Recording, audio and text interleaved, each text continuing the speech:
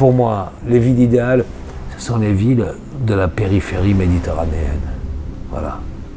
La Méditerranée, cet horizon démoniaque. Parce que la Méditerranée, vous le voyez aujourd'hui, est une mer de fous entourée de cinglés.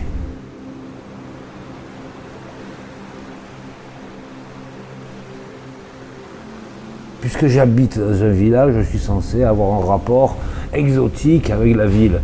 Probablement, vous savez, je ne crois plus aux mythologies urbaines, par lesquelles on nous fait avaler des pilules, d'accord ? On nous fait avaler des difficultés existentielles.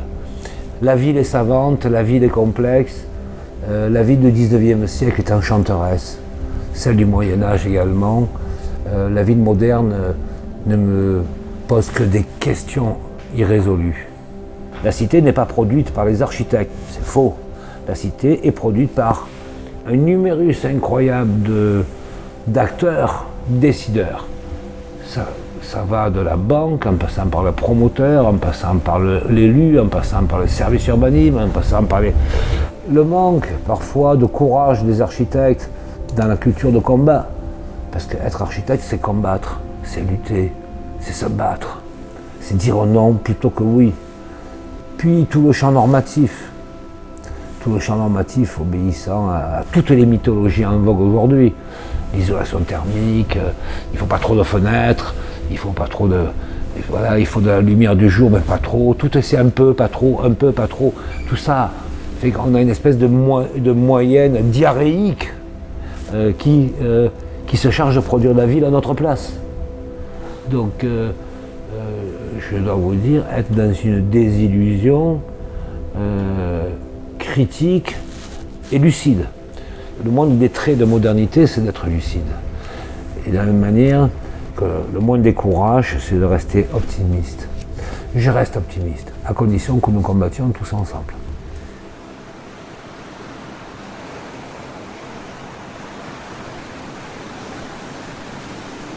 C'est organiser davantage la dépendance technologique. Or, je pense que refuser la dépendance technologique est un acte héroïque et romantique aujourd'hui. Et que la dépendance technologique, c'est être plus ou moins soit dépendant des États-Unis, parce que c'est eux qui portent toute la logique numérique au niveau scientifique, soit de la Chine, parce qu'ils ont 95% des métaux rares sur la planète. Donc, je ne vois pas pourquoi je me ferais tenir par le cou, par le cœur ou par la bite, par les Chinois d'un côté et les Américains de l'autre. Voilà. Et en plus, c'est d'une bêtise. Excusez-moi, qu'est-ce qu'on a? La ville high-tech. Mais j'en veux pas, moi, de la ville high-tech. Et je ne vis pas dans la ville. Il n'y a pas de numérique dans ma maison. Je veux allumer, j'appuie sur un interrupteur. Il n'y a aucun automatisme ici. On sait que la dépendance technologique, c'est la faiblesse de l'Occident. Dès qu'il y a le moindre pépin sur un artifice numérique, tu as l'aéroport qui est bloqué.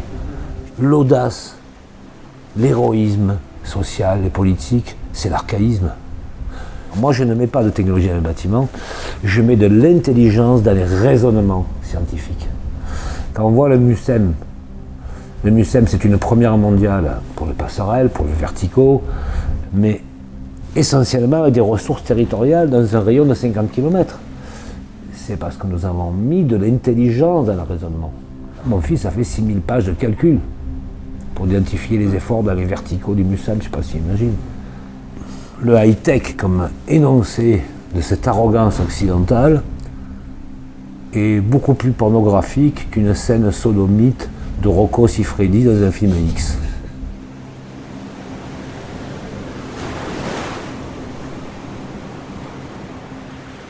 Aujourd'hui, lorsqu'on dit qu'il faut dédensifier la ville, je pense que c'est un acte criminel, parce que ça veut dire renvoyer la croissance urbaine sur la campagne. Et c'est-à-dire consommer encore plus de sol. C'est quand même assez lamentable. J'ai l'impression quand même que l'écologisme va devenir une dictature verte, que ça va être le tremplin du fascisme. Je dis bien l'écologisme, pas les écologistes, pas l'écologie. L'écologisme comme doxa, comme vérité révélée, sans preuve, sans expertise. Le réchauffement climatique dans les périodes de pointe de chaleur est essentiellement dû non aux façades, mais aux sols horizontaux. C'est l'accumulation sur le goudron. Le goudron réverbère un volume calorifique exceptionnel. Donc ce qu'il faut, c'est arrêter de mettre du goudron, mettre de l'empierrement, ou même désimperméabiliser les sols. Après tout, au XVIIIe siècle, au XIXe, on avait encore des rues en terre. Et on peut faire des rues en terre stabilisée, etc. Voilà. Qui soient infiltrantes déjà, et deuxièmement, qui ne soient pas réverbérantes de chaleur. Après, bon, il y aura du vieillissement. Écoutez, si elle appelle de l'entretien, de la maintenance, ça va être parfait. Ça va travailler les gens au niveau territorial, au niveau local, dans une chaîne courte de production-consommation, voilà.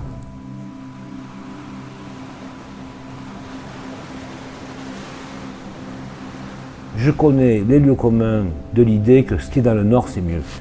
Pour moi, le nord, l'extrême nord, c'est la terreur, c'est l'odeur de la mort, c'est l'horizon définitif, l'horizon pas définitif. Parce que régulièrement, tu entends dans le courant néo-crypto-socialo-protestant français que ce qui se fait en Suède, ce qui se fait en Norvège, etc. Pour moi, ça respire la mort et la terreur. Et ça m'étouffe. Je ne peux pas respirer. Dès que je passe orange, j'ai du mal à avoir un volume respiratoire. Et après, quand j'arrive à la frontière allemande, c'est fini, j'ai le souffle coupé. Et au-delà, je suis paralysé. Je suis paralysé. Pour moi, les villes idéales sont des villes métaphysiques, des villes magnétiques. Ce sont les villes de la périphérie méditerranéenne. Voilà. Et ces villes de la périphérie méditerranéenne n'ont pas grand-chose en commun, si ce n'est la Méditerranée, cet horizon démoniaque. Parce que la Méditerranée, vous le voyez aujourd'hui, est une mer de fous entourée de cinglés.